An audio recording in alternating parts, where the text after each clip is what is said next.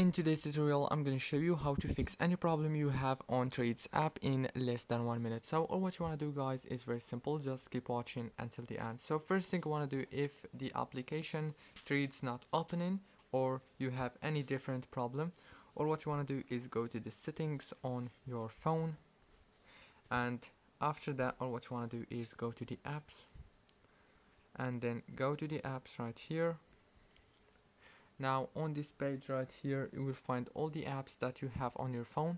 Or what you want to do is just wait a few seconds. It will start loading all the apps, and after that, all what you want to do is scroll until you find Trades app.